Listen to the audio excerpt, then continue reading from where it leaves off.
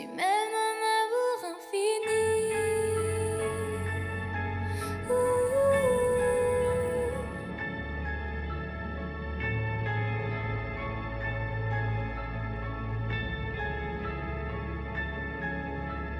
Ton regard tourné vers moi est rempli de tendresse, sans condition et ton amour quand je reviens à toi. Tu es un bon père, tu prends soin de tes enfants, rempli de compassion et de miséricorde. Non, jamais je ne serai trop éloignée, trop brisée pour revenir à la maison. Non, jamais je ne serai trop éloignée, trop brisée pour revenir à la maison. Tu m'aimes ton amour infini.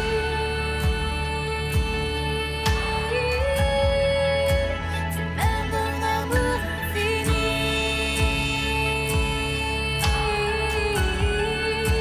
Tu m'aimes ton amour infini. Oh,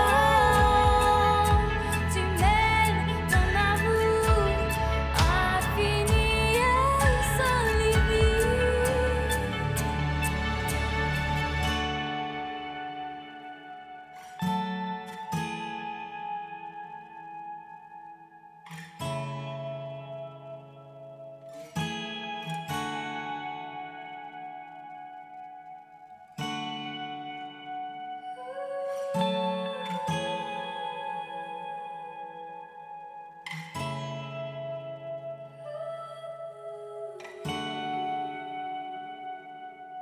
Je me serais contentée de m'asseoir à la table des serviteurs, mais toi tu m'invites à manger avec toi. Je me serais contentée de m'asseoir à la table des serviteurs, mais toi tu m'invites à manger avec toi. Je me serais contentée de m'asseoir à la table des serviteurs, mais toi tu m'invites à manger avec toi.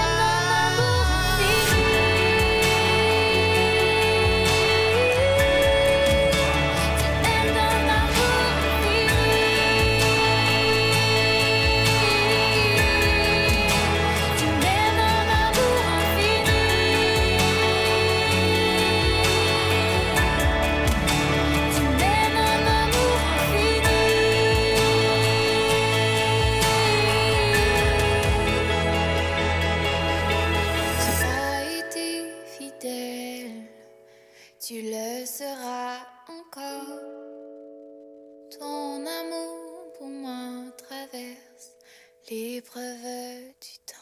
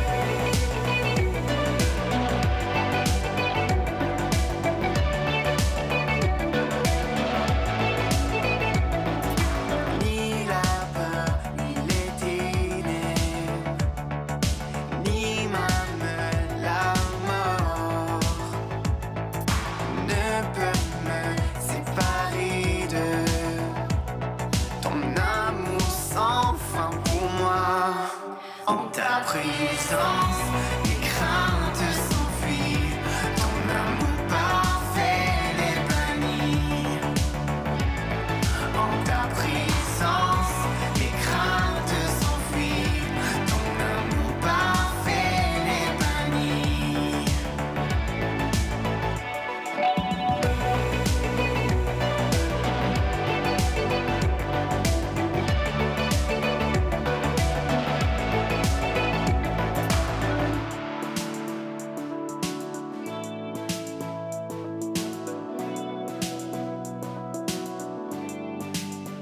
Émerveillé d'entendre ton cœur, je veux vivre au rythme de tes battements. Émerveillé d'entendre ton cœur, je veux vivre au rythme de tes battements. Émerveillé d'entendre ton cœur, je veux vivre au rythme de tes battements. Émerveillé d'entendre ton cœur, je veux vivre au rythme de tes battements. En ta présence, les craintes s'enfuient, ton amour parfait les bannit. En ta présence, les craintes s'enfuient, ton amour parfait les bannit.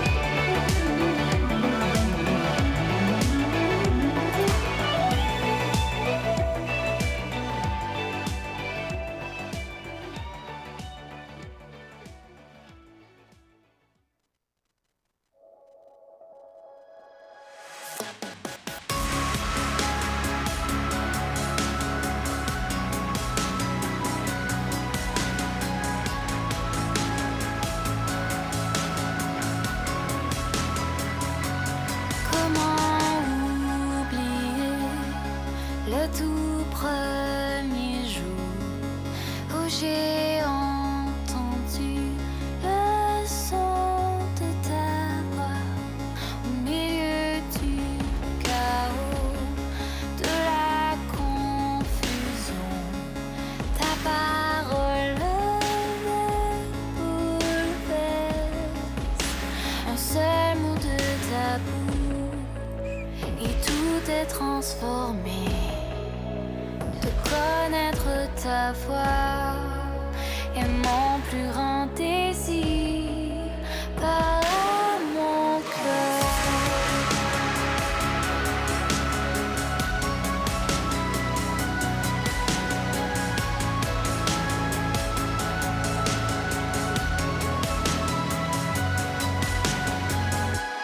Comment oublier les tout premiers mots que tu m'as doucement murmurés pour apaiser mon âme, apaiser mes pensées. Tu restaures en moi la paix. Un seul mot de ta bouche et tout est transformé.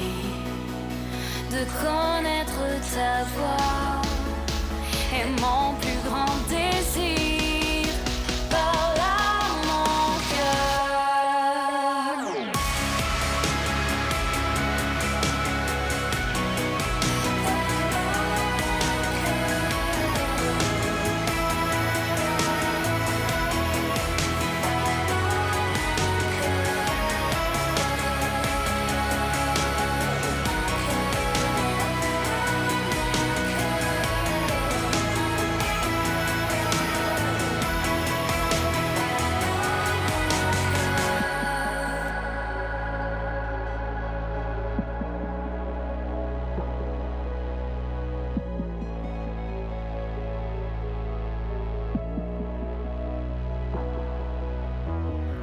assise à tes pieds.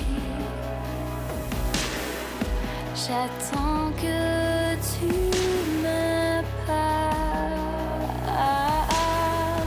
entièrement disposée. Je veux entendre ta voix.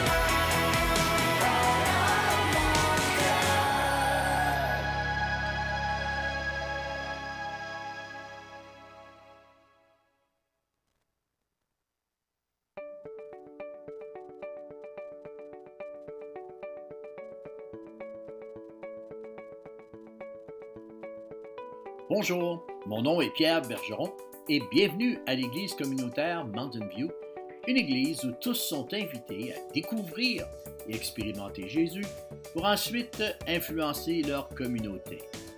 Pour ceux de vous qui sont nos invités pour une première fois, sachez que nous sommes un groupe de croyants passionnés par notre foi en Jésus. Comme vous pouvez le constater, nous sommes également multigénérationnels.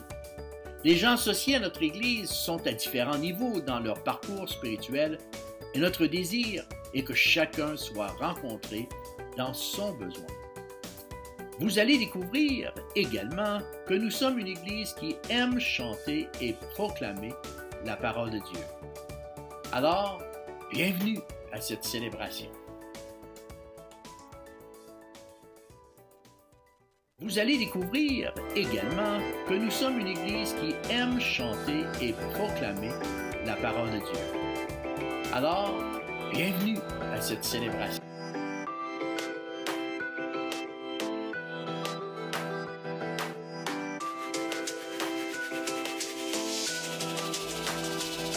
Salut les enfants de l'église communautaire Mountain View, je suis super contente d'être avec vous. Cette semaine, c'était la rentrée et aujourd'hui, je vais vous parler de qu'est-ce qui pèse super lourd dans mon sac en fait. Ouais, il est vraiment lourd mon sac, j'ai un paquet de fardeaux là-dedans. Un fardeau, c'est quoi? Bon, on va parler de ça aujourd'hui. Allez hop, on y va.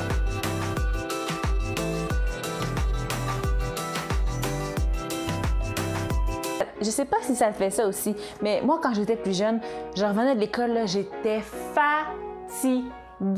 J'avais appris tellement de choses, je devais étudier toute la journée. Toi, t'étudiais toute la journée. Ben oui, je veux dire, je travaillais fort, j'écoutais ce que le professeur disait toute la journée. Toi, t'écoutais les professeurs quand t'étais plus jeune. Bon, c'est vrai que j'étais souvent dans la lune puis que je tenais pas en place, mais c'était difficile pour moi à l'école. Et quand je revenais à la maison, j'avais un sac à dos rempli de devoirs avec une vieille boîte à lunch dans laquelle j'avais laissé un vieux morceau de banane. Ce que j'aimais, là, c'est quand mes parents venaient me chercher puis ils disaient « Est-ce que tu veux que je prenne ton sac d'école? » Oh!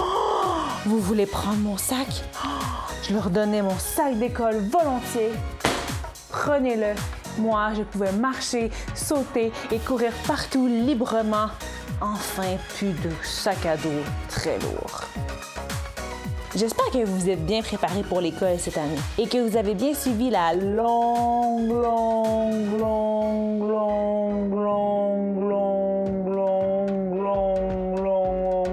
liste d'articles scolaires à acheter. Et j'aimerais qu'on donne une main d'applaudissement à tous les parents et tuteurs qui vous ont aidés à acheter tous ces articles scolaires à temps pour l'école. Bravo! Il y a toutes sortes d'articles qu'on doit mettre dans notre sac pour pouvoir avoir une bonne année scolaire. Des crayons de feuille, des crayons de bois, des crayons de cire, des feuilles quadrillées, des feuilles lignées, des duotangs, jaune, rouge, vert, mauve, des dictionnaires, des bécherelles, des cartables, des règles, un étui à crayon, une aiguisoire. Est-ce que tu savais qu'il n'y a pas juste ces choses-là qu'on met dans notre sac d'école quand on va à l'école?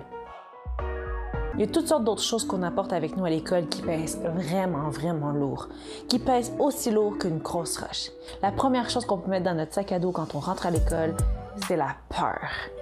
Est-ce que tu as déjà eu peur parce que tu rentres dans une nouvelle école, ou peur parce que tu devais te faire des nouveaux amis, ou peur parce que tu as un nouveau professeur et tu le trouves très sévère. Ça fait peur la rentrée parce que c'est plein d'inconnus. Si tu apportes la peur avec toi à l'école, c'est comme si tu rajoutais une grosse roche dans ton sac à dos. Une autre grosse roche que tu peux aussi mettre dans ton sac à dos, eh bien, c'est le désir de vouloir plaire. Le désir de vouloir que ton professeur t'aime à tout prix ou de vouloir avoir des bonnes notes pour que tes parents t'aiment à tout prix. Ça pèse très lourd, le désir de vouloir être parfait. Des fois, on commence l'école avec des cahiers tout neufs et on se dit qu'on va garder nos beaux cahiers tout neufs toute l'année, mais on se met un paquet de pression. Plaire à tout le monde, c'est quelque chose qui pèse lourd sur nous qu'on amène à l'école. Comme une grosse roche qu'on met dans notre sac à dos. Une autre grosse roche qu'on peut mettre aussi dans notre sac à dos, c'est le stress. Moi, là, tout ce que je connais pas, ça me fait pas tant peur, mais ça me stresse énormément. J'avais de la difficulté à dormir la nuit avant la rentrée. J'étais stressée parce que je connaissais pas tout le monde. J'étais stressée parce que je savais pas si j'allais être dans la même classe que ma meilleure amie. J'étais stressée parce que je savais pas si j'allais être capable de passer au travers ce niveau-là qui était difficile. Est-ce que tu es stressée, toi, à la rentrée? Le stress, là, c'est une très grosse roche qui pèse très, très lourd dans notre sac à dos. Une autre roche aussi qu'on peut mettre dans notre sac à dos, eh bien, c'est la colère. Est-ce que tu as déjà été en colère, toi? Tu sais, des fois, on est en colère parce qu'on comprend pas ce qui se passe autour de nous. On comprend pas pourquoi on n'a pas été mis dans la même classe que notre meilleure amie. On comprend pas pourquoi cette année, on est dans une classe un peu plus faible que d'habitude. On comprend pas pourquoi on doit porter un masque encore pour aller à l'école. C'est dur, c'est frustrant, c'est dérangeant. La colère, là, c'est une grosse roche qu'on met dans notre sac à dos. Tu vois, il y a beaucoup de choses qui pèsent vraiment lourd dans nos sacs à dos des fois. Beaucoup plus qu'un dictionnaire ou qu'un paquet de crayons. Est-ce que tu savais que Jésus, quand il est mort sur la croix, il n'a pas seulement pris sur lui notre péché puis notre désobéissance. Ça, on en a déjà parlé ensemble. J'espère que tu t'en souviens de pourquoi Jésus est mort sur la croix. Mais il a aussi pris nos fardeaux. Un fardeau, c'est quoi? C'est quelque chose qui n'est pas nécessairement physique, comme des crayons ou des papiers. Mais un fardeau, c'est quelque chose qui est dans notre tête souvent. C'est quelque chose qui pèse lourd sur nous. Quelque chose qu'on est tanné d'avoir. Quelque chose qu'on doit toujours traîner avec nous. Comme notre peur, notre stress, notre désir de vouloir plaire ou notre colère. Eh bien, il n'est pas seulement venu pour nous pécher, mais aussi pour prendre tous nos fardeaux. Oui, Jésus sur la croix, il a pris notre colère, notre désir de plaire, nos peurs et nos stress. Il a tout pris. Mais comment on fait pour te donner ça à Jésus? Parce que si c'est pas tangible comme des crayons ou des papiers, mais comment on fait pour y donner? Parce que moi, il faut vraiment que j'y en donne, hein? Parce que si ça continue comme ça, il va falloir que j'aille chez le chiro, hein? Le chiro, en tout cas.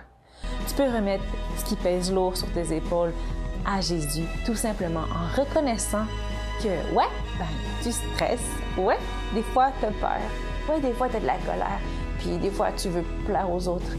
Ça, là, il faut le reconnaître devant Jésus et dire, Jésus, c'est lourd, je porte ça sur moi, mais je sais que j'ai pas besoin de le porter sur moi. Je sais que tu as tout fait pour moi sur la croix, que tu es mort pour moi et je veux tout te remettre. Au lieu de garder tout ça avec moi, Jésus, je veux que tu me donnes ta paix à toi, ta paix là, qui est incompréhensible pour nous tellement qu'elle est bonne, ta paix. Ça, là, tu peux le demander à Jésus. Puis Jésus, là, il va tout prendre sur lui, puis il va s'occuper de toi.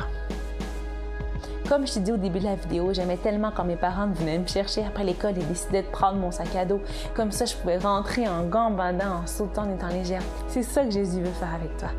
Il veut prendre tout ce qu'il y a de lourd sur tes épaules pour que tu puisses danser, sauter, chanter et être libre. Libre de le servir, libre de faire sa volonté. Parce que Jésus, il a prévu plein de belles choses pour ta vie. Il veut que tu sois pleinement libre de pouvoir les faire. Il est comme ça, notre Jésus. Il nous aime comme ça. Il veut pas qu'on s'écrase sous une tonne de fardeau. Il t'aime, Jésus. Il veut la paix pour toi. Il veut la joie pour toi.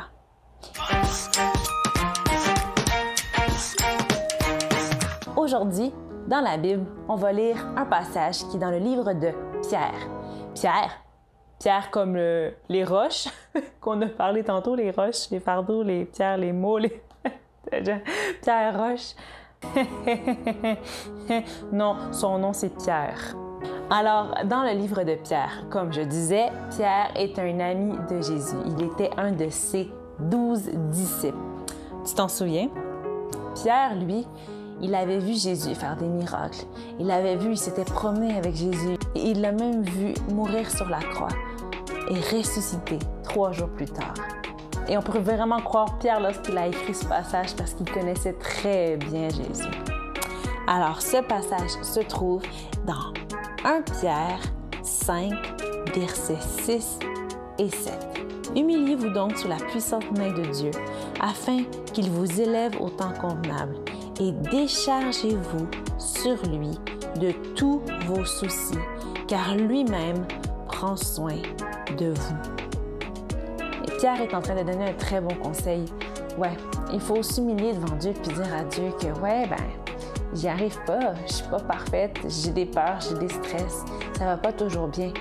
Jésus, je te remets tout ça. Je me décharge sur toi de tous mes soucis, de tout ce qui me stresse, parce que je sais que toi, tu vas prendre soin de moi. Ouais, cette fameuse rentrée. Juste te dire le mot, ça me fait peur. En fait, tu veux prier avec moi parce que j'ai envie de remettre cette peur-là à Jésus. Ou si tu veux remettre ton stress ou ton désir de performer, de vouloir plaire à tout le monde, ou même toute ta colère, on va prier ensemble, OK?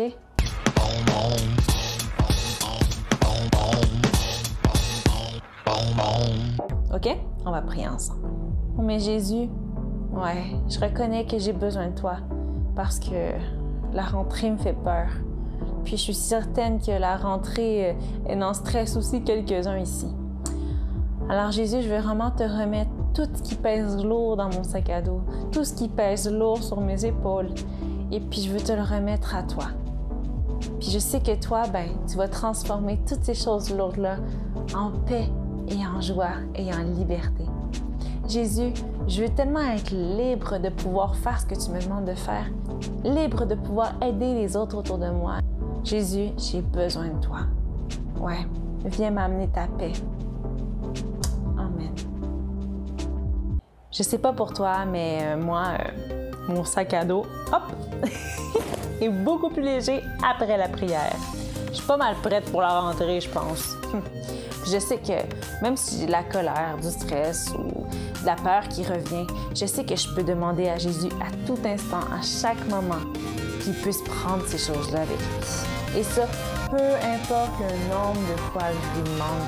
Je commence à le connaître bien, mon Jésus. Je sais qu'il prend bien soin de moi. Puis je sais aussi qu'il peut prendre soin de toi aussi. En tout cas, j'espère que vous allez passer une rentrée dans la joie et dans la paix. Alors moi, je vous dis bye! À la prochaine! Oublie pas encore, je te laisse le verset. Puis ce verset-là, il est super important. Puis si jamais tu revis encore des stress ou d'autres choses, tu peux le relire, ce verset-là. Ou tu peux même le coller dans un de tes cahiers, dans ton agenda.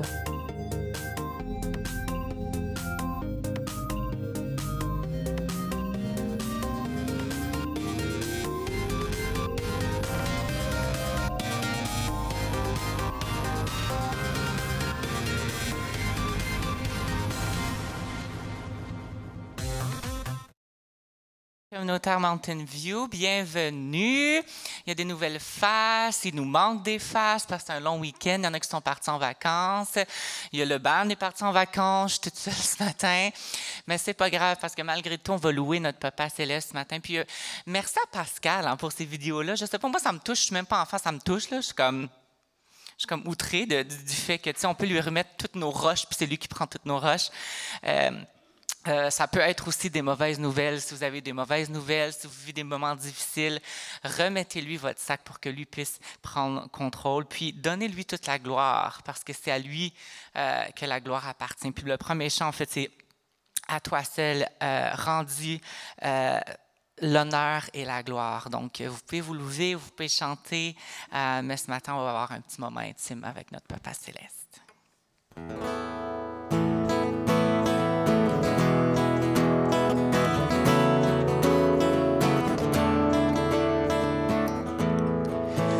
Venons t'offrir, Seigneur, un sacrifice de louange, le fruit de nos lèvres qui confessent ton nom, car nul n'est comme toi.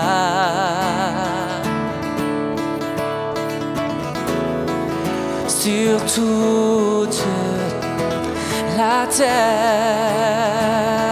à toi seul soit rendu l'honneur et la gloire, car toi seul mérite nos louanges.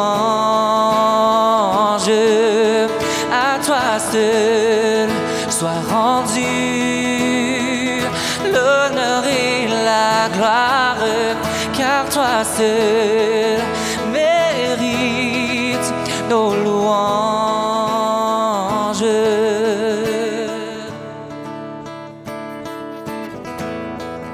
Tout genou fléchit dans les cieux et sur la terre, toute langue confesse que Jésus-Christ est Seigneur, car nul n'est comme toi.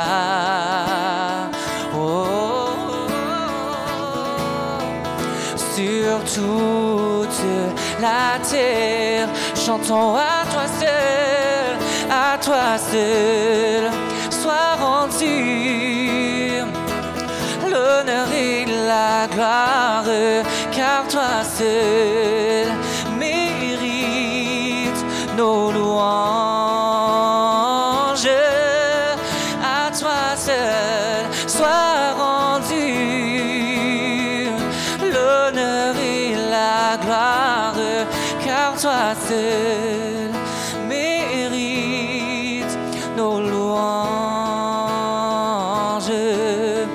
car toi seul mérite nos louanges, car toi seul mérite nos louanges. Oh, à toi seul soit rendu l'honneur et la gloire, car toi seul mérite nos louanges. À votre tour, je vous entends chanter ce matin. À toi seul soit rendu l'honneur et la, car toi seul mérite nos louanges. Une dernière fois. À toi seul sois rendu, oh, l'honneur et la gloire, car toi seul mérite nos louanges.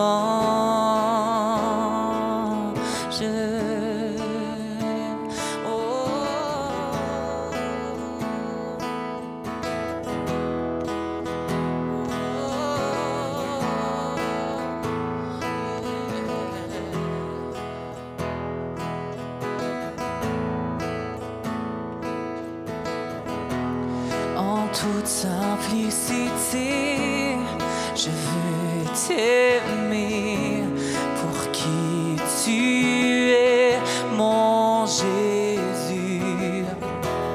Avec un cœur sincère, tout te donner, me prosterner devant toi.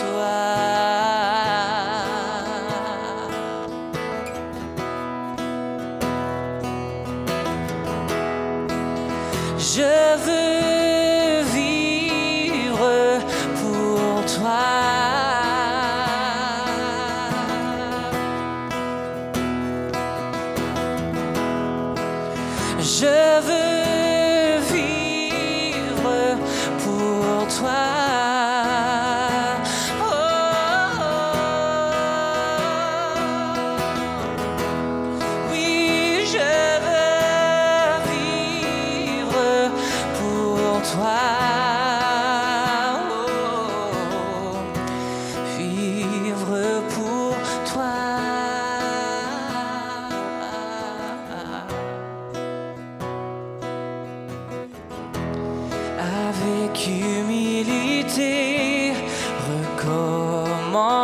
porter la main où je suis tombé.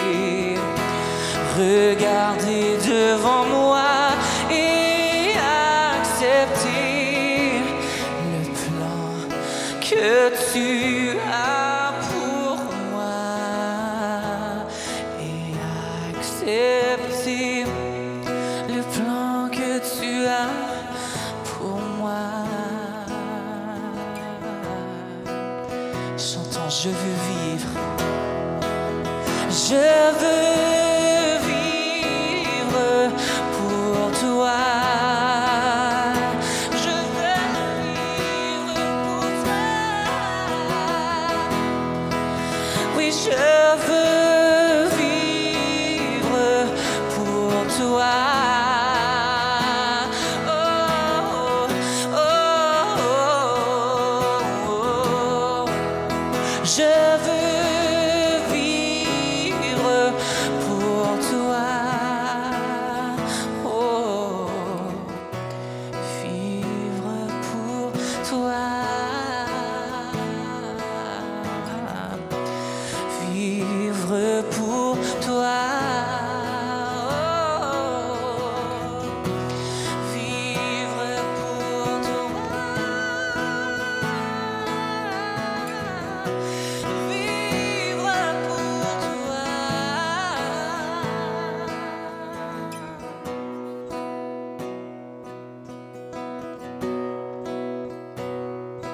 Plus grand amour qu'il me donne et de connaître, qui a vaincu la mort, la croix pour me sauver. Jusqu'au jour où je te verrai et que tu viendras me chercher, je te suivrai. Oh. De tout mon cœur, je vis pour voir ton royaume. De tout mon cœur, je prie que ta volonté soit. Jusqu'au jour où je te verrai et que tu viendras me chercher, je te suivrai.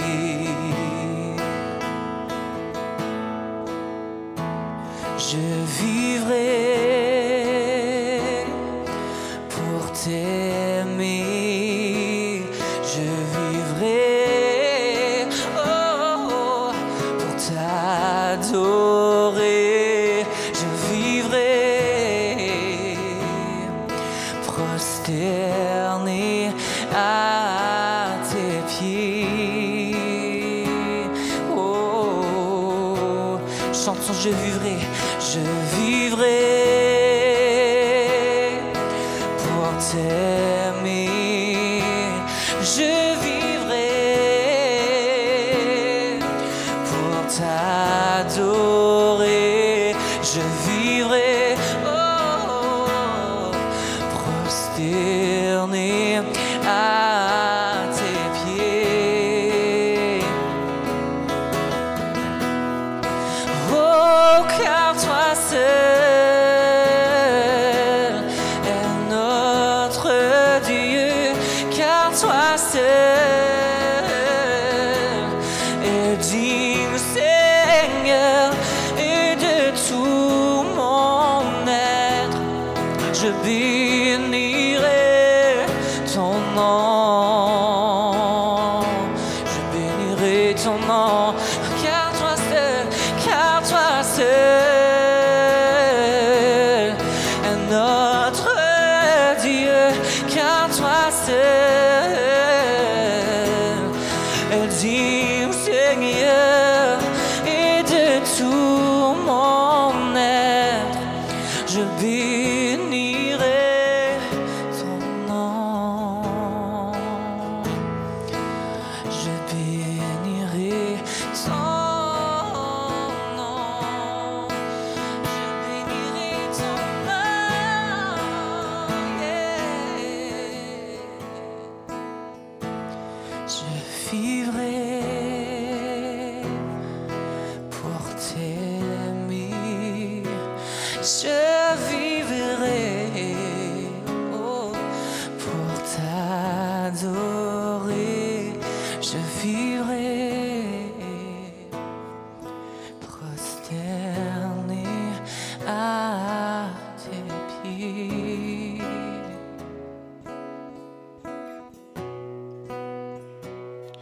Tu es la voix qui a créé tout l'univers. Tu es la voix qui dans mon cœur vient me parler.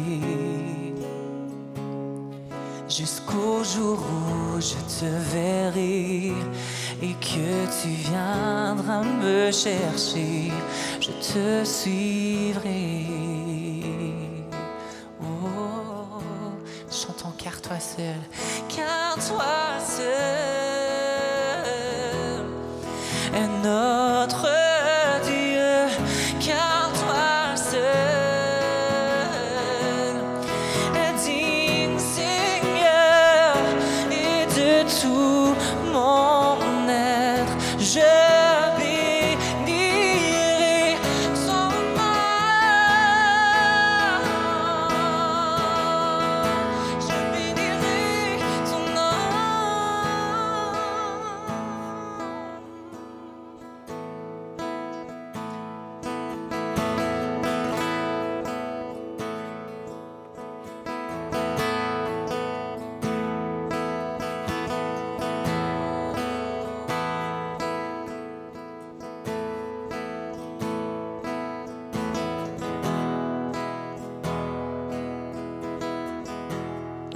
Si la lune me glace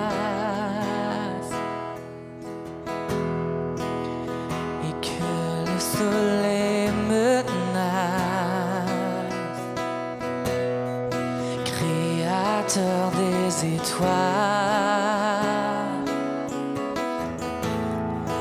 mon secours est en toi. Si mes larmes ruissellent et que mon pas chancelle, Créateur de la terre, oh, mon secours est en toi. Levons nos yeux vers notre Papa. Je lève les yeux vers les hauts sommets. Oh, toi seul est mon Dieu. Je proclamerai, oh, toi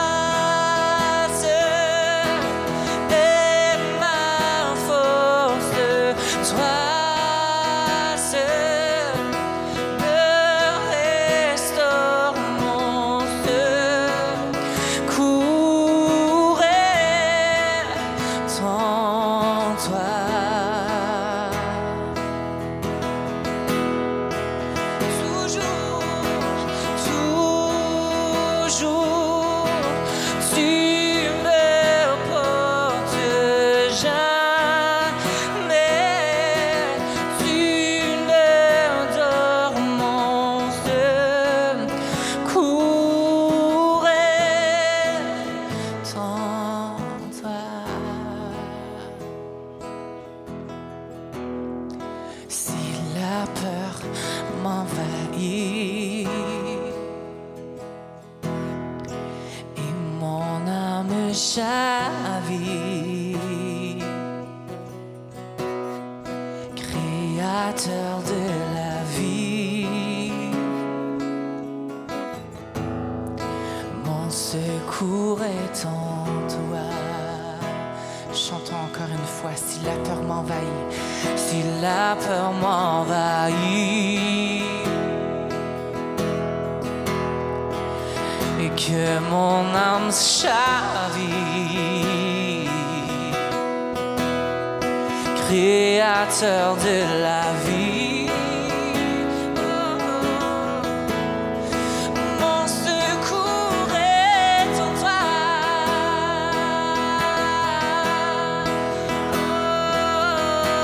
Je lève les yeux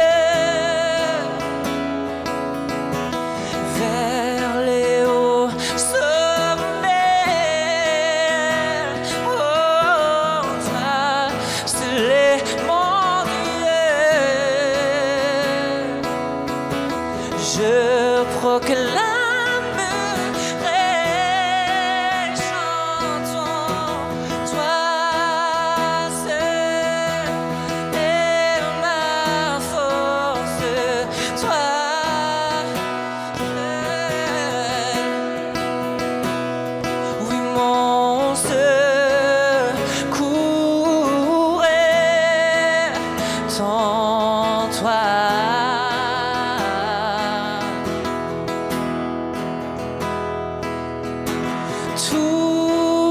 Toujours, tu me portes, jamais tu ne dors, mon secours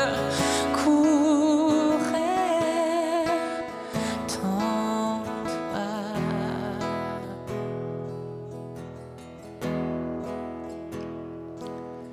Ta victoire, mon espoir, ton chemin, mon destin, ton salut, mon refuge, tout est. Chantons ta victoire, mon espoir, ton chemin, mon destin, ton salut, mon refuge, tout est. Oh, ta victoire, mon espoir, ton chemin, mon destin, ton salut, mon refuge, tout est en toi. Ta victoire, mon espoir, ton chemin, mon destin, ton salut, mon refuge, tout est en toi.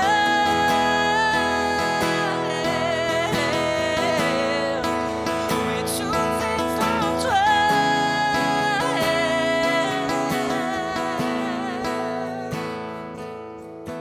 Toi seul est ma force, toi seul me restaure, mon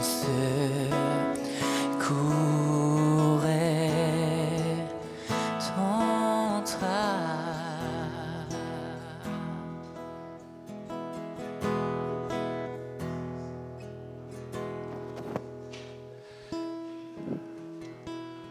J'espère que ça se monte. Non, ça se monte pas. Bon matin, Église communautaire Mountain View, ça va bien? Est-ce que c'est possible de baisser un petit peu l'éclairage? J'ai l'impression d'être dans une plage au gros soleil. Ah, là, c'est mieux. C'est mieux. Vous allez bien? Oui? Amen. Content d'être avec vous ce matin. Très content d'être avec vous. C'est la rentrée. J'ai toujours le privilège. Ça arrive souvent que j'ai le privilège de prêcher après que Pascal amène un super bon message. Et ça me fait entrer dans l'humilité parce que je dis, wow, la marche est haute. Elle a bien amené ça. Elle a amené ça d'une belle façon, d'une façon claire pour les enfants. Il y a quelque chose pour les enfants aussi ce matin. Ça ne sera pas le message classique de la rentrée, tu sais, le retour à l'école. On prie pour les enfants. Je vais vous dire, c'est une partie. On vit un moment marquant dans l'histoire. Il n'y a pas eu beaucoup de rentrées comme ça. Je pense que la dernière fois qu'il y a eu une rentrée comme ça, c'était à la Deuxième Guerre mondiale, quand les soldats ont été libérés, sont rentrés de la Deuxième Guerre, sont rentrés au pays. Je ne sais pas si vous vous rappelez, mais il y a 1 an et demi de ça, on partait pour 2 semaines. On se faisait dire, rentrez chez vous pour 2 semaines, on verra dans 2 semaines qu'est-ce qu'on va faire. Puis on verra après ça dans 2 semaines qu'est-ce qu'on va faire, puis on verra dans 2 mois qu'est-ce qu'on va faire, puis on verra dans 6 mois qu'est-ce qu'on va faire. Puis ça fait 1 an et demi. J'étais avec un des parents que son fils joue au soccer avec Nathanaël, qui travaille en comptabilité. Il dit, ça fait 1 an et demi que je suis chez nous, puis ça va, je suis bien, j'aime ça mon bureau à la maison, mais il y en a qui ne sont pas capables. Là, il faut qu'ils retournent au bureau. Puis là, il nous demande de retourner au bureau présentement dans le mois de septembre. Déjà, 50% de ceux qui étaient à la maison dans la région de Montréal retournent au bureau. Maintenant, il y a un retour, c'est une rentrée. C'est une rentrée pour tout le monde. Et ma question pour vous ce matin, quelle sera votre rentrée? Et quelle sera notre rentrée comme Église? Parce qu'on rentre dans le présentiel là, maintenant. Là. On sort du virtuel, puis on va être encore en contact avec des gens. Quelle sera notre rentrée? Comment serons-nous des représentants de Jésus? Quelle sera notre rentrée en présentiel? Sera-t-elle réelle ou virtuelle? Est-ce qu'on sera vraiment là ou on sera juste de passage? Est-ce qu'elle sera à l'image d'Emmanuel, Dieu parmi nous, de Jésus-Christ, ou simplement superficielle? Que Dieu te bénisse. Comprenez-vous? Il y a un défi là, il y a des besoins. Ça a été 1 année et demie difficile et nous connaissons une réponse aux souffrances, aux besoins du monde et nous voulons être cette réponse. Nous voulons entrer dans cette porte, cette brèche qui s'ouvre dans la vie des gens autour de nous. Alors ce matin, 3 conditions qui nous limitent dans notre rentrée. 3 conditions qu'on peut avoir, que vous avez peut-être vécues et que je pense qui ont été exacerbées par tout ce temps-là difficile qu'on a eu avec la COVID et 3 dispositions qui vont nous aider à vraiment réussir notre rentrée. Alors, les 3 conditions limitant notre rentrée. 3 conditions. Et je vais avoir beaucoup de textes pour vous, pas beaucoup d'explications, pas beaucoup d'expositions sur les textes, mais beaucoup de textes à vous lire, parce que les histoires parlent d'elles-mêmes.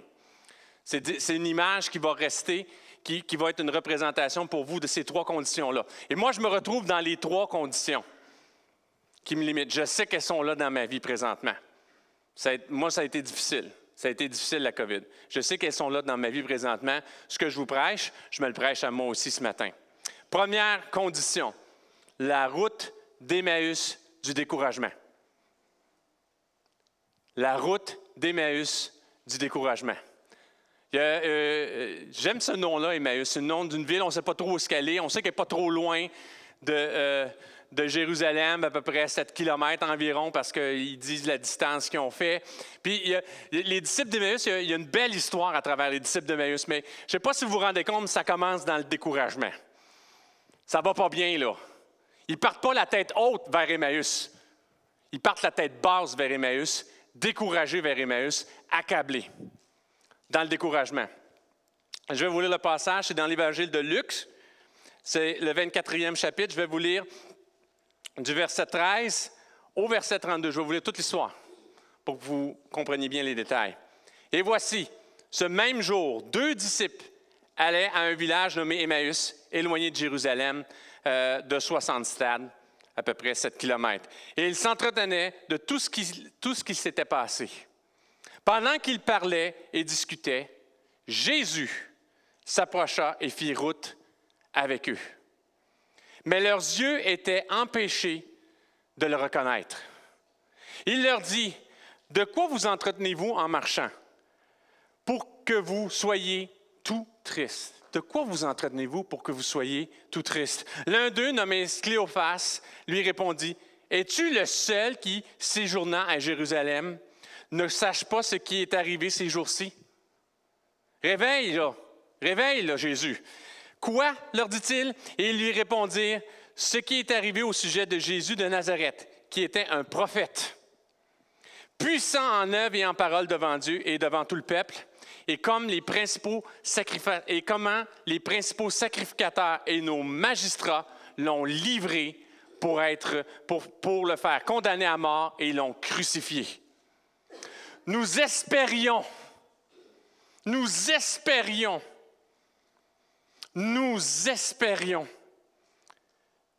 Excusez-moi, il faut que je retrouve ma feuille. Nous espérions que ce serait lui qui délivrerait Israël. Il y avait un espoir là. Mais avec tout cela, voici le 3e jour que ces choses se sont passées. Il est vrai que quelques femmes d'entre nous nous ont fort étonnés, s'étant rendues le grand matin au sépulcre. Et n'ayant pas trouvé son corps, elles sont venues dire que des anges leur sont apparus et ont annoncé qu'il est vivant. Quelques-uns de ceux qui étaient avec nous sont allés au sépulcre. Et ils ont trouvé les choses comme les femmes l'avaient dit. Mais lui, ils ne l'ont point vu. Alors Jésus leur dit, « Ô homme sans intelligence, et dont le cœur est lent à croire ce qu'ont dit les prophètes. » Et là, Jésus, pour les consoler, commence une étude biblique. Parce que c'est ça qu'il a fait, là. Ne fallait-il pas que le Christ souffrit ces choses et qu'il entra dans sa gloire? Et commençant par Moïse et par tous les prophètes, il leur expliqua dans toutes les Écritures ce qui le concernait. Lorsqu'ils furent près du village où il allait, il parut vouloir aller plus loin. Alors, il marchait avec lui, il parut vouloir aller plus loin. Jésus semblait vouloir continuer. Mais ils le pressèrent en disant, « Reste avec nous. » Car le soir approche, le jour est dans son déclin, et il entra pour rester avec eux. Alors, il se laissa convaincre, il rentra pour rester avec eux. Pendant qu'il était à table avec eux, il prit le pain. Et après avoir rendu grâce, il le rompit et le leur donna. Alors les yeux s'ouvrirent et ils le reconnurent, mais il disparut devant leurs yeux. Et il disparut devant eux. Et ils se dirent l'un à l'autre, « Notre cœur ne brûlait-il pas en dedans de nous lorsqu'il nous parlait en chemin et nous expliquait les Écritures? Notre cœur ne brûlait-il pas pendant qu'il nous expliquait toutes ces choses? » Et dans les versets qui suivent, vous voyez que là, c'est la nuit. Là. Il disait déjà à Jésus, « Reste si c'est la nuit. » Et les disciples d'Emmaüs sont repartis en pleine nuit, sont retournés à Jérusalem, sont allés voir les disciples, ont raconté ce qui s'était passé. Et Jésus, c'est là que Jésus est apparu devant tous les disciples, qu'il est apparu dans la chambre en haut devant tous les disciples. Toute une histoire, hein? Toute une histoire. Et Jésus, je peux vous dire qu'il est pas mal fort sur le découragement. Il y a une spécialité sur le découragement. Il ne vous laissera pas dans votre découragement. Et si vous vous sentez découragé, c'est un petit peu normal. Ça fait longtemps. On peut être usé des choses qu'on vit, du découragement qu'on peut ressentir, mais je peux vous assurer d'une chose, c'est que le Jésus qu'on sert vient toujours à notre rencontre dans notre découragement. Ce qui arrive souvent, cependant, dans notre découragement, nous sommes comme les disciples d'Emmaüs. Ils marchent à nos côtés, mais on ne le voit pas. Il est là tout près de nous, il nous chuchote des choses, mais on est lent à comprendre parce qu'à l'intérieur de nous, regarde, on a perdu l'espoir. Est-ce que ça arrive à quelqu'un ici présentement? Est-ce que ça ne vous arrive pas? Moi, si je comptais le nombre de situations où j'ai l'impression d'être complètement découragé, et là, je m'arrête un peu. J'écoute un peu, je regarde autour de moi. Et si je fais le moindrement attention, il y a des détails qui vont se passer et je vais sentir que Jésus est là au milieu de nous. Peut-être que je ne comprendrai pas le premier détail, peut-être que je ne comprendrai pas le deuxième détail, mais à un moment donné, il y a un pain qui va se rompre, mes yeux vont s'ouvrir, puis là, je vais comprendre tout ce qu'il a fait et comment il m'a accompagné. Alors, si tu es découragé ce matin, probablement que Jésus est déjà à l'œuvre avec toi. Il t'a déjà parlé. Tu n'as pas tout saisi. Il y a peut-être une petite flamme qui brûle à l'intérieur de toi. Il y a peut-être un petit espoir qui renaît. Et à un moment donné, tes yeux vont s'ouvrir. La flamme va devenir un feu. Tu vas reprendre l'espoir. C'est dans cette condition-là qu'on doit rentrer. Et je te prie, ne reste pas dans ton désespoir aujourd'hui. Je peux t'assurer une chose. Jésus rencontre toujours. Jésus, contre le découragement, il va te rencontrer. Il rencontre ceux qui sont découragés et qui l'aiment. Non seulement il les rencontre, mais il les relève petit à petit. Il ne jette pas de l'huile sur le feu, mais il commence à faire chauffer les charbons. La petite étincelle devient une petite flamme qui devient une plus grosse flamme. Et il rajoute, est-ce qu'il y en a des champions du barbecue? T'es un champion du barbecue? Pas loin, hein? Tu sais, il faut bien que tu partes ton feu, hein? Faut pas que tu l'échappes, faut que tu le partes de la bonne façon. Charbon ou gaz? Gaz, OK, ça c'est facile. Ça c'est facile, tu sais. Un des parents là, qui fait le soccer avec Abigail, lui, il a 3 barbecues. Plus un fumoir. Puis il y en a un au charbon. Puis c'est pas pareil, tu sais, gaz, charbon, c'est pas... Alors, Jésus, là, lui, on est une œuvre d'art pour lui. Il ne va jamais te relever de façon à ce que tu en fasses une crise cardiaque. Quand tu es découragé, tu ne peux pas partir du sous-sol à terre. Tu es découragé, tu es à terre, tu es tanné, tu n'en peux plus, tu es à plat. Il ne va pas te relever. Vous êtes-vous déjà relevé trop vite? On tombe dans les pommes, il va te relever doucement. Il va te mettre à genoux, il va t'asseoir, il va te relever, il va te bâtir. Et souvent, il va te bâtir par la parole. Souvent, il va te bâtir dans les Écritures. Les Écritures vont te parler, la parole de Dieu va te parler, il va te relever, il va te révéler des choses, il va se révéler à toi. Tu vas dire, wow, je pensais qu'il n'était pas là, mais il était là. Je ne le voyais pas, les écailles étaient devant moi. C'est ça une révélation. C'est de voir que Dieu est là dans une situation où on pensait qu'il n'était pas là pantoute. On pensait qu'il nous avait oubliés. Il ne m'oubliait pas. Ça fait 1 mois que je pense qu'il m'oublie. Là, maintenant que je regarde en arrière, maintenant que j'ai senti qu'il était là, je vois qu'il était là dès le départ, qu'il ne m'avait jamais abandonné. Il m'aurait juste relevé petit à petit jusqu'à ce que je sois capable de me tenir debout. Et il m'a renouvelé. J'ai un feu à l'intérieur de moi. Les disciples d'Emmaüs ne sont pas juste restés comme ça. Là. Wow, on a vu Jésus, il y avait un feu à l'intérieur de nous, on l'a reconnu. Tout de suite après, ils sont partis.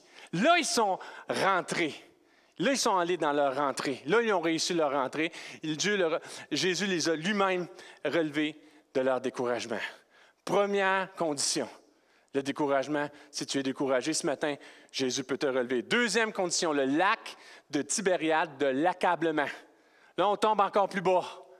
On peut être découragé. Découragé des circonstances autour de nous. Mais accablé, c'est on est accablé par nous-mêmes.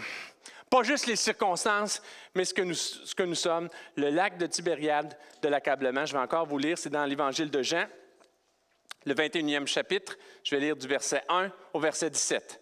Après cela, Jean, 21e chapitre, verset 1 à 17. Après cela, Jésus montra encore aux disciples sur le bord de la mer, se montrant encore aux disciples sur le bord de la mer de Tibériade. Et voici de quelle manière il se montra. Simon, Pierre, Thomas, appelé Didyme, Nathanaël de Cana en Galilée, les fils de Zébédée et 2 autres disciples de Jésus étaient ensemble au lac de Tibériade. Simon-Pierre leur dit, « Je vais pêcher. » Ils lui dirent, « Nous allons aussi avec toi. » Ils sortirent et montèrent dans une barque, et cette nuit-là, ils ne prirent rien. Le matin venu, Jésus se trouva sur le rivage, mais les disciples ne savaient pas que c'était Jésus. Il leur dit, « Enfants, n'avez-vous rien à manger? » Ils lui répondirent, « Non. » Ils leur dirent, « Jetez le filet du côté droit de la barque, et vous trouverez. » Ils le jetèrent donc, et ils ne pouvaient plus le retirer à cause de la grande quantité de poissons. Alors, le disciple que Jésus aimait dit à Pierre, « C'est le Seigneur. » Et Simon-Pierre, dès qu'il eut entendu que c'était le Seigneur, mit son vêtement et sa ceinture, car il était nu, il travaillait en bedaine, et se jeta dans la mer. Particulier, hein, au lieu de se déshabiller, il s'habillait pour jeter dans la mer. Les autres disciples vinrent avec la barque, tirant le filet plein de poissons, car ils n'étaient éloignés de terre que d'environ 200 coudées. Lorsqu'ils furent descendus à terre, ils virent là les charbons allumés, le poisson dessus et le pain. Simon-Pierre monta dans la barque et tira à terre les filets pleins de 153 grands poissons. Méchante pêche, hein? Et quoi qu'il y en eût tant, le filet ne se rompit point. Jésus leur dit, « venez manger. Et aucun des disciples n'osait lui demander, qui es-tu? Sachant qu'il était le Seigneur Jésus. Jésus s'approcha, prit le pain et leur donna, et il fit de même du poisson. C'était déjà la 3e fois que Jésus se montrait à ses disciples depuis qu'il était ressuscité des morts. Après qu'ils eurent mangé, Jésus dit à Simon-Pierre, « Simon, fils de Jonas, m'aimes-tu plus que ne m'aiment ceux-ci? » Il lui répondit, « Oui, Seigneur, tu sais que je t'aime. » Jésus lui dit, « Paie mes agneaux. » Il lui dit une seconde fois, « Simon, fils de Jonas, m'aimes-tu? » Pierre lui répondit, « Oui, Seigneur, tu sais que je t'aime. Tu sais que je t'aime. » Jésus lui dit, « Paie mes brebis. » Il lui dit, pour la 3e fois, « Fils de Jonas, m'aimes-tu? » Pierre fut attristé de ce qu'il avait dit pour la 3e fois, « M'aimes-tu? » Il lui répondit, « Seigneur, tu sais toutes choses. Tu sais que je t'aime. » Jésus lui dit, « Paie mes brebis. » J'ai déjà prêché sur ce passage-là. Et je reste avec l'interprétation qui, moi, je trouve qui fait le plus de sens. Jésus lui dit 3 fois, « M'aimes-tu? » Jésus le relève 3 fois pour chaque fois que Pierre l'a renié. Il ne comprend pas la 2e fois. Il ne comprend pas la première fois, il ne comprend pas la 2e fois. Quand Jésus lui demande une 3e fois, il comprend. Jésus lui demande 3 fois. Tu es encore capable de ça. Tu es encore utile. Tu m'es encore utile. Paie mes brebis. Il lui dit, tu es encore utile. Tu penses que tu es fini. Tu penses que parce que tu m'as renié 3 fois, tout est fini. Non, tout n'est pas fini. Tu m'aimes? Paie mes brebis. Fais le ministère au quoi je t'ai appelé. Il le relève dans son ministère. C'est pour ça que Pierre pleure. C'est pour ça qu'il est ému. C'est pour ça qu'il est attristé. Jésus vient dans notre accablement. Il vient dans notre accablement. Savez-vous quoi? La COVID, toutes ces situations-là difficiles, ça fait sortir nos zones d'ombre. Ça fait sortir nos mauvais caractères. Ça fait sortir nos frustrations, les choses qu'on pensait qui étaient réglées, les choses qu'on pensait qui ne faisaient pas obstacle à l'œuvre de Dieu. Puis soudain, on se découvre pas mal moins spirituel, pas mal moins beau, pas mal moins grand, pas mal moins à l'image de Jésus qu'on le pensait au premier abord. Peut-être c'est juste à moi que c'est arrivé ces choses-là. Et moi, mes yeux sont ouverts. Et j'aimerais souvent être plus comme Jean, collé sur le cœur de Jésus, mais je me rends compte que je suis plus souvent comme Pierre, impétueux, en montagne russe. Un jour, tu es le Seigneur, l'autre jour, je te renie 3 fois. Je ressemble pas mal plus à Pierre. Et je dois vous dire que je me sens accablé. Je me sens accablé parce que je suis tellement conscient de toutes mes lacunes, de toutes mes faiblesses, de tout ce qui m'empêche de faire le ministère comme il faut. De tous les mauvais plis que j'ai à l'intérieur de moi. Mais voici, Jésus vient nous rencontrer dans notre accablement. Je ne pense pas qu'ils sont... Il n'y a aucun passage dans les Écritures qui dit que Jésus les a mandés au lac de Tibériade. Le lac de Tibériade, c'est la vie antérieure. C'est la vie que Simon-Pierre connaissait avant, quand il était pêcheur. Jésus l'a appelé hors de là. Il avait dit, « Suis-moi ». Il ne m'a pas dit, « Reviens là-bas, attends-moi là-bas ». Non, il m'a dit, « Attends-moi à Jérusalem, attends-moi là où je t'appelle ». Il n'a jamais fait mention du lac de Tibériade. Il se retrouve là-bas parce qu'il pense qu'il est plus utile au Seigneur. Oui, il l'a vu, Jésus-Christ est ressuscité, mais moi, là, je suis accablé là, parce que je me suis disqualifié du ministère. Je ne suis pas là. Je ne suis pas assez bon, je ne suis pas assez spirituel, je ne suis pas assez grand, j'ai plein de failles, j'ai les vois, c'est dans ma face, c'est dans mon nez, c'est juste là, je ne peux pas le nier. C'est là. Je retourne à ma vie avant, je fuis en arrière. Je retourne à mes vieilles habitudes. Savez-vous quoi? Jésus si nous on l'abandonne, lui, il ne nous abandonne pas. Il ne se repent pas de son appel. Il ne se repent pas de sa destinée pour toi. Et même si tu retournes à tes vieilles affaires, attends-toi à avoir une rencontre. Attends-toi à avoir une rencontre. Il va aller te rencontrer là-bas. C'est ça le Dieu qu'on sert. Si nous, on n'est pas toujours fidèles, lui demeure fidèle. Même plus, il se déplace. Il vient à notre rencontre. Il ne nous oublie pas. Il est toujours là. Alors, peut-être que tu étais un peu découragé, peut-être tu es accablé présentement. C'est ça qui t'empêche de dire, wow, comment je peux être l'Église de Jésus-Christ? Il me semble que j'ai raté mon coup. J'ai raté ma saison. J'ai raté ma vie spirituelle. Il y a un rendez-vous avec Jésus. Il y a un feu qui est là allumé avec des pains et du poisson pour redonner, faire quelque chose là où il n'y avait rien.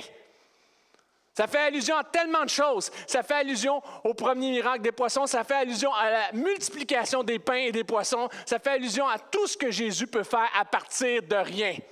C'est le spécialiste pour nous relever dans toutes nos choses qui nous amènent. Il ne faut pas croire que les gens que Dieu se sert ne sont pas brisés. Non, Dieu commence à se servir de nous dans notre brisement.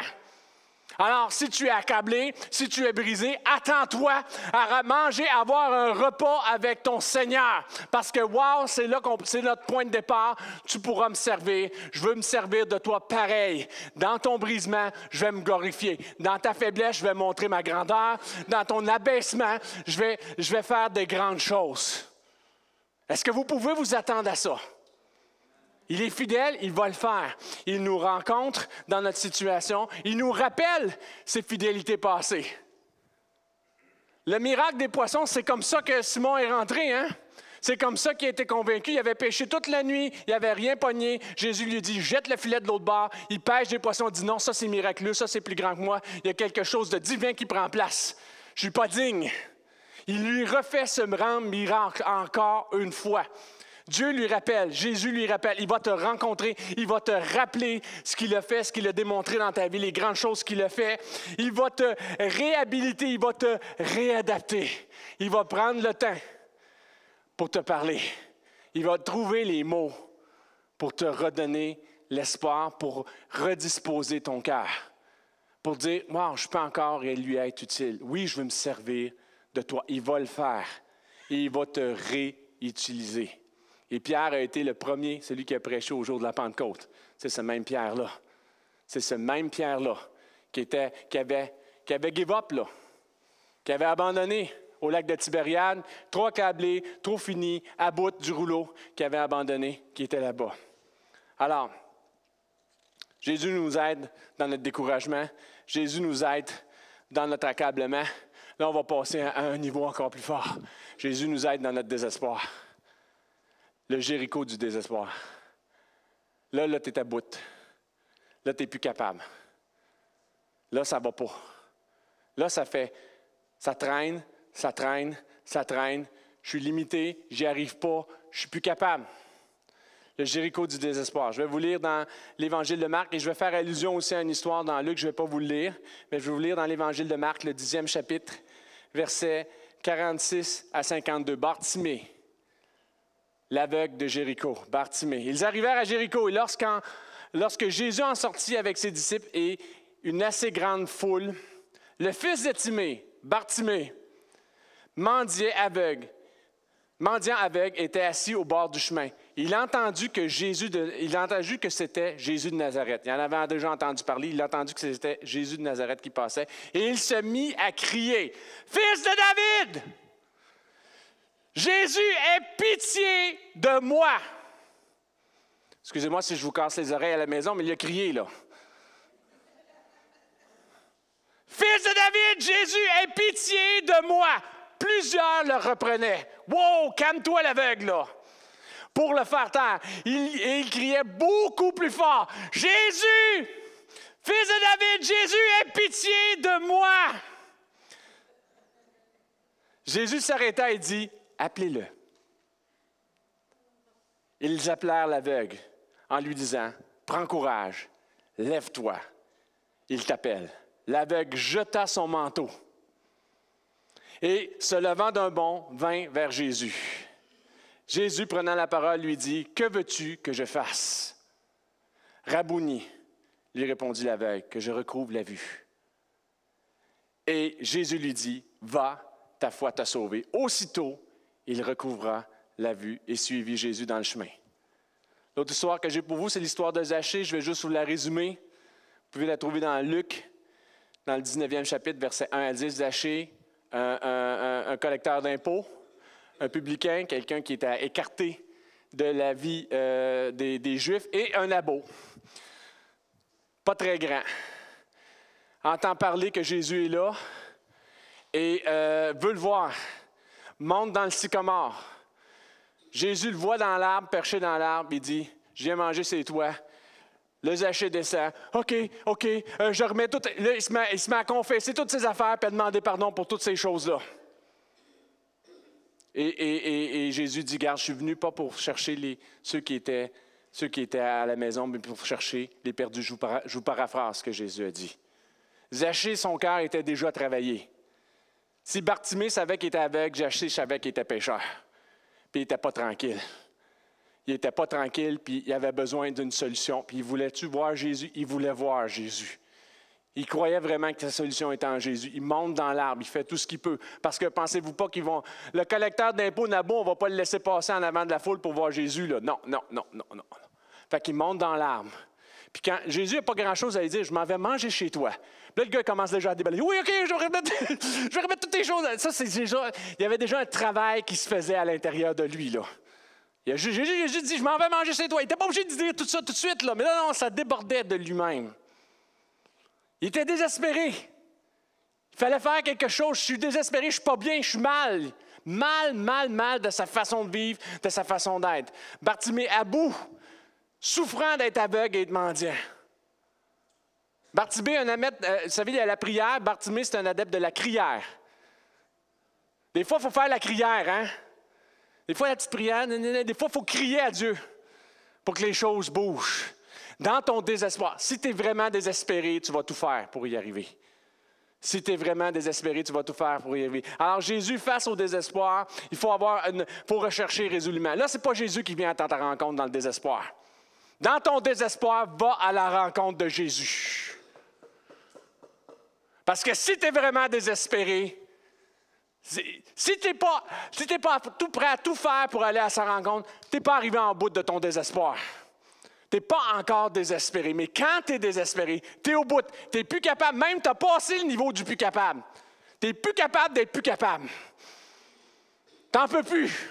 Tu es à bout, fais ce qu'il faut. Monte dans l'arbre, crie, cherche-le, élève les mains, fais un fou de toi, fais une folle de toi, cherche-le de n'importe quelle façon. Crie-le, dis Jésus, fais quelque chose, comme on dit en créole, fais manœuvre. Fais manœuvre, hein, oui, mets-toi à l'œuvre. Fais manœuvre en pile, hein. Beaucoup en créole, c'est en pile. J'aime cette image-là, en pile, hein. Fais manœuvre en pile. Quand tu es désespéré, quand il n'y a plus rien, quand il n'y a plus d'espoir, tu le recherches résolument et tu le rencontres, je peux te le dire, tu le rencontres rapidement. Quand tu es vraiment désespéré, Jésus se laisse rencontrer. Les gens avaient beau dire à Bartimée, ferme-la Bartimée, là, tu nous déranges, là. On vient de vivre un bon moment avec Jésus à Jéricho, là, on s'en va, il se pousse, là, c'est fini, là. Le ministère est fini. Non, Bartimée, il ne se taisait pas. On lui disait de se taire, il criait plus fort. Jésus fait quelque chose. Il criait au point que Jésus s'est arrêté. Tu peux faire arrêter Jésus. Tu n'es pas plus grand que Bartimée. Puis si Bartimée a réussi à le faire arrêter, tu peux le faire arrêter. Tu peux te faire remarquer de Jésus. Si un petit nabo pécheur avec un cœur sec, a réussi à se faire remarquer de Jésus en montant sur un sycomore, toi aussi, tu peux te faire remarquer de Jésus. Tu as une importance dans ton désespoir. Fais-toi entendre de lui. Il va s'arrêter. Fais-toi voir de lui. Il va te remarquer. Dans ton désespoir. Si tu es vraiment désespéré, il va agir rapidement et il va te relever radicalement. Le changement avec Zachée était radical. Pour Bartimée, il y avait Bartimée avant, Bartimée après. Bartimée qui pouvait pas, qui était en marge de la société, Bartimée qui voit maintenant qu'il peut prendre une vie normale, comme tout le monde. Tu peux réussir ta rentrée. Ce n'est pas le découragement qui va t'arrêter. Ce n'est pas le fait que tu sois accablé par toi-même qui va t'arrêter. Ce n'est même pas toutes tes limites et ton désespoir complet. Tes situations, tout ça qui peuvent t'arrêter. Jésus peut et va intervenir dans toutes ces choses-là. Il est là pour bâtir son Église. Tu es son Église. Il est là pour te bâtir. Peut-être je t'apprends quelque chose. C'est pas juste le voisin qui bâtit, c'est toi aussi. Il ne s'arrête pas juste il remarque pas juste Bartimée, il ne s'arrête pas juste pour Bartimée, il ne remarque pas juste Zaché, il te remarque toi aussi et il s'arrête pour toi aussi. Il prend le temps de marcher avec toi, pas juste avec les disciples d'Emmaüs. Il prend le temps de te relever avec sa parole, pas juste pour eux. Il prend le temps aussi de te donner des paroles de vie, de te relever alors que tu te sens inutile. Il va te dire non, tu es très utile. Tu vas faire ce que tu veux. Tu vas faire ce à quoi je t'appelle. Tu m'aimes encore? Moi aussi, j'ai encore quelque chose pour toi. Il n'y a pas d'obstacles qui sont trop grands. 3 conditions qu'on peut vaincre. Amen. 3 dispositions maintenant qui favorisent. Parce que je voulais parler de ces conditions-là, parce que si Dieu n'agit pas dans ces conditions-là, à quoi ça sert d'être disposé à aller de l'avant pour l'Église de Jésus-Christ si tu es découragé, si tu es accablé, si tu es dans le désespoir? Ça ne sert à rien. Maintenant, 3 dispositions qui vont t'aider à aller de l'avant. Et là, j'ai mis en opposition à ce qui n'est pas. C'est des dispositions. La première, c'est ce qu'il faut faire vers ce qu'il ne faut pas faire. Première disposition, il faut être éthique. Il faut avoir de l'éthique pour aller de l'avant. Une bonne disposition pour aller de l'avant, c'est d'être quelqu'un d'éthique, d'être inspirant, d'être démontrant. Et non pas quelqu'un de critique, aspirant et pointant. Ah non, Jésus fait les choses comme ça. Ah, le monde est méchant. Le monde est méchant, il faut se mettre à part. Il faut se mettre à part. Ça, c'est critique. Oh, j'aspire qu'à ce que Dieu fasse quelque chose. J'aspire, j'y crois. Je vais le déclarer, je vais le nommer, j'aspire, puis il ne se passe rien. J'aspire à quelque chose. Dieu ne veut pas, on n'est pas des aspirants pour lui. Dieu, c'est un coach. C'est le coach de nos vies. Un coach qui ne te met pas à l'action, ce n'est pas un bon coach. Un coach qui ne te fait pas transpirer, ce n'est pas un bon coach. J'ai des enfants qui font du soccer ici. Hein? Les coachs qui ne font pas transpirer, ce n'est pas un bon coach. Le coach qui te laisse jouer sur le banc, ce n'est pas un bon coach. Le coach qui t'amène de l'avant, le coach qui te fait aller de l'avant, le coach qui te pousse vers l'avant, ça, c'est un bon coach. Alors, c'est pas j'aspire que Dieu fasse fais quelque chose, glorifie-toi, Seigneur. Non, pas d'aspirant, pas de pointant, voici tout ce qu'on doit changer. Non, quelqu'un d'éthique, moi, je vais marcher. Je vais marcher dans ce à quoi Dieu m'appelle. Quelqu'un d'inspirant, moi, je vais prendre les ressources que lui me donne parce que moi, par moi-même, je ne suis pas capable. Et quelqu'un qui démontre, je le fais concrètement, je ne fais pas juste en parler. Quelqu'un dont les bottines suivent les babines. Parce que, savez-vous quoi? Les gens qui nous rencontrent, ils ne veulent pas le savoir. Comme disait quelqu'un au Journal de Montréal, on ne veut pas le savoir, on veut le voir. Les gens, c'est des weareux. Ils veulent voir les chrétiens. Ils ne veulent pas savoir les chrétiens. Ils ne veulent pas savoir comment tu connais la Bible. Ils veulent voir comment tu vis la Bible. Ils veulent voir comment tu démontres la Bible. Plus que de dire « Hey, aspire à Dieu », sois inspirant. Regarde ce que Dieu fait dans ma vie. Regarde comment il m'amène de l'avant. Ça, c'est une bonne disposition. Alors, le passage que je veux vous lire là-dessus, c'est dans Romains 7. C'est ce que Paul lui-même dit, versets 19 à 20 et 24 à 25a. « Car je ne fais pas le bien que je veux et je fais le mal que je ne veux pas. Et si je fais ce que je ne veux pas, ce n'est plus moi qui le fais, c'est le péché qui habite en moi. Misérable que je suis, qui me délivrera du corps de cette mort? Grâce soit rendue à Dieu par Jésus-Christ, notre Seigneur. » C'est lui qui peut le faire. On a besoin d'être inspiré. On a besoin de dépendre de lui. Par nous-mêmes, on n'y arrive pas, mais lui peut nous amener de l'avant. Il peut nous amener à le démontrer quand nous, on se repose en lui. On a plein de dispositions qui ne nous amènent pas à suivre l'Évangile, mais lui peut nous relever. Deuxième disposition. Serviteur aimant sur le terrain vs. remplaçant indifférent sur le banc. Un coach. Je t'entraîne pour que tu joues, mon ami. Je te fais transpirer. Savez-vous quoi, là? Dieu agit aussi dans l'inspiration, mais il agit aussi dans la transpiration. Hein? Il agit d'autant plus dans la transpiration. Il ne veut pas juste qu'on sache, il veut qu'on le vive. Puis le vivre, bien, ça fait suer. Des fois, ce n'est pas évident. Des fois, les gens ne réagissent pas bien. Des fois, ils ne sont pas gentils. Des fois, ils ne sont pas fins. Mais nous, on reste quand même à l'image de celui qui est Dieu parmi nous, Emmanuel. Il nous amène, on est sur le terrain. Des fois, il mérite des cartons jaunes puis des cartons rouges. Là, mes amis ici, ils comprennent ce que je veux dire. Les gens autour de nous, des fois, méritent des cartons rouges dans nos vies. Ils méritent des cartons jaunes. Est-ce qu'on va s'empêcher de jouer? Est-ce qu'on va s'empêcher d'être à l'image de Jésus-Christ parce que les gens ne se comportent pas bien? Des serviteurs aimants sur le terrain. Et il y a trop de remplaçants indifférents sur le banc dans l'Église. Trop de gens qui se disent, regarde, je vais voir qu'est-ce qui se passe. Je vais regarder qu'est-ce qui se passe. Tu n'es pas appelé à jouer sur le banc. Dans cette rentrée-là, tu es appelé à jouer concrètement sur le terrain. Amen. Bon, il y a juste, il y a juste Stéphane qui est là. Ouais, j'en veux. J'en veux des serviteurs aimants sur le terrain. Je vais t'abâtir l'équipe, hein? Des défenseurs, des attaquants, des ailiers. Ah ouais. Matthieu 20, versets 26 à 28. Il n'en sera pas de même au milieu de vous. Mais quiconque veut être grand parmi vous, qu'il soit votre serviteur. Et quiconque veut être le premier parmi vous, qu'il soit votre esclave. C'est ainsi que le Fils de l'homme est venu non pour être servi, mais pour servir et donner sa vie comme la rançon de plusieurs. Si on veut être à l'image de Jésus-Christ, on sert parce que lui-même a servi et a donné sa propre vie, il s'est donné en entier. Matthieu 5, verset 48. « Soyez donc parfaits comme votre Père céleste est parfait. » Pourquoi il est parfait? Parce qu'il est à l'œuvre. Ça ne demande pas d'être sans erreur, mais être à l'œuvre. Un Dieu qui est à l'œuvre, un Dieu qui se donne, un Dieu qui a donné son Fils. On est parfait quand on est à l'œuvre, quand on se met en action, quand on est l'amour vivante. Et alors, je vous ai dit, avoir une éthique, vouloir vivre cette vie-là, être un serviteur aimant, sur le terrain, faisant quelque chose. Et troisième disposition, un chrétien humble et reconnaissant, vs. un chrétien imbu et exigeant. On a trop de choses. Ah, Dieu, on est grand, on est enfant de Dieu. Oui, on est serviteur du Seigneur, bien avant d'être enfant de Dieu. Humble. Oui, Dieu fait des grandes choses pour nous. On est béni, béni, béni, béni, béni, béni, béni. Mais si ta vie chrétienne, c'est juste être béni, si c'est tout ce que Dieu peut t'apporter et pas ce que toi, tu peux faire dans son corps, comment tu peux le représenter sur sa tête, tu passes à côté de la vraie vie. Tu n'es pas disposé à rentrer dans cette vie-là de vie chrétienne. Alors, comme je disais, un chrétien humble et reconnaissant. Philippiens 2, versets 5 à 8.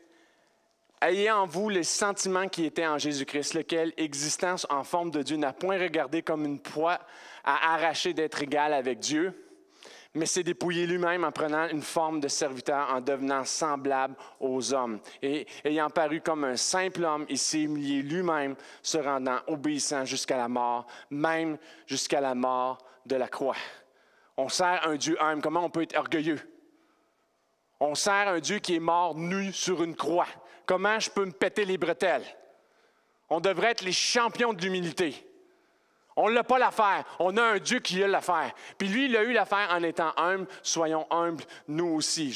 Éphésiens 4, versets 1 à 3. Je vous exhorte donc, moi, le prisonnier dans le Seigneur, parce que Paul qui écrit ça est en prison, à marcher d'une manière digne de la vocation qui vous a été adressée. En toute humilité et douceur, avec patience, vous supportant les uns les autres, avec charité, vous enforçant de conserver l'unité de l'esprit par le lien de la paix, en toute humilité. Jacques, chapitre 4, versets 7 à 10. Soumettez-vous donc à Dieu, résistez au diable, et il fuira loin de vous. Approchez-vous de Dieu, et il s'approchera de vous. Nettoyez vos mains, pécheurs, purifiez vos cœurs, hommes irrésolus.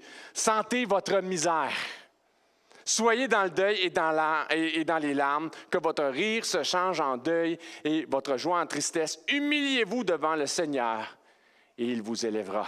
Une victoire face au combat qu'on a dans nos vies, une façon de bien vivre ensemble, d'être une Église vivante, une Église harmonieuse et une façon de représenter qui il est. Des humbles serviteurs. Que Dieu vous aide dans cette rentrée-là. C'est tout un défi.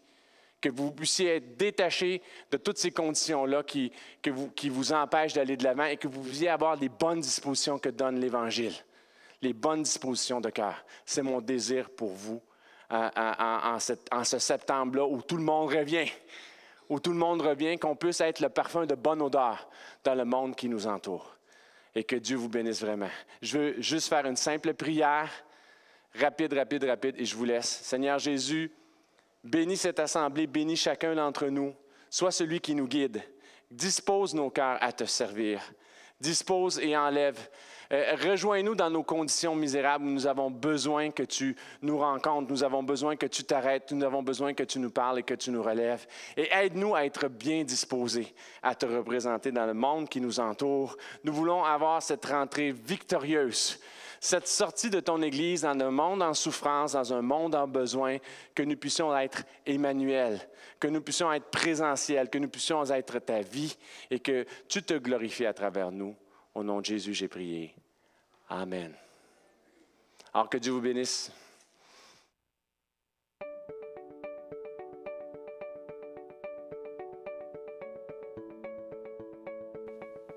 Merci d'avoir participé au service de l'Église communautaire Mountain View. Quel plaisir de pouvoir louer Dieu avec vous ce matin. Si vous voulez écouter ce message à nouveau, ou encore trouver la banque de tous nos messages, visitez notre site web au www.ecmountainview.org et trouvez l'onglet Enseignement. Vous y trouverez tous les messages en version vidéo et en version podcast. Pour toute autre question, veuillez nous contacter par courriel à info@ecmountainview.org. Je vous laisse avec ce dernier verset dans Colossiens chapitre 3 qui nous encourage que peu importe ce que nous faisons, de le faire de bon cœur comme pour le Seigneur. Sur ce, passez une belle semaine et en espérant vous revoir la semaine prochaine.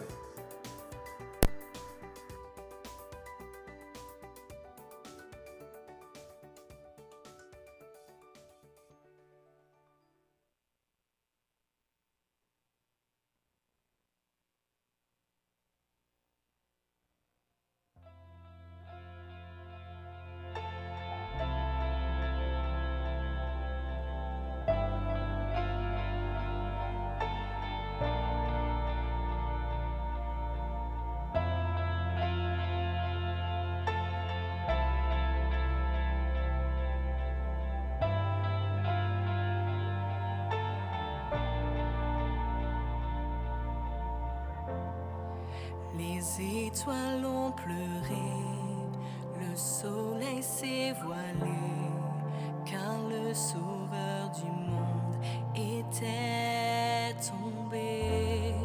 Son corps sur une croix, son sang versé pour moi, sur ses épaules le poids de nos péchés.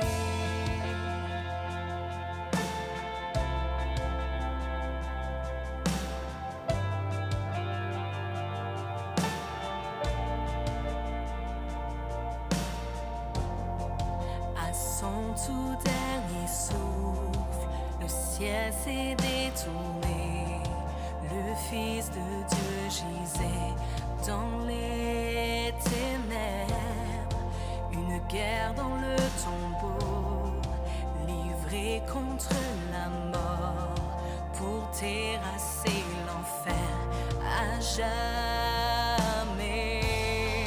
Alors la terre trembla, jamais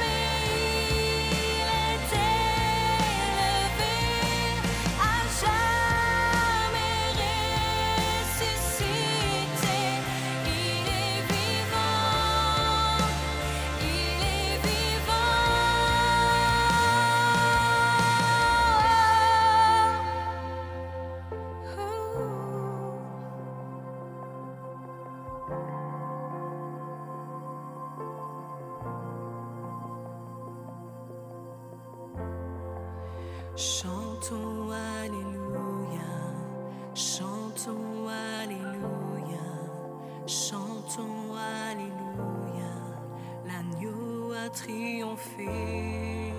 Chantons Alléluia, chantons Alléluia, chantons Alléluia, l'agneau a triomphé. Chantons Alléluia, chantons Alléluia, chantons Alléluia.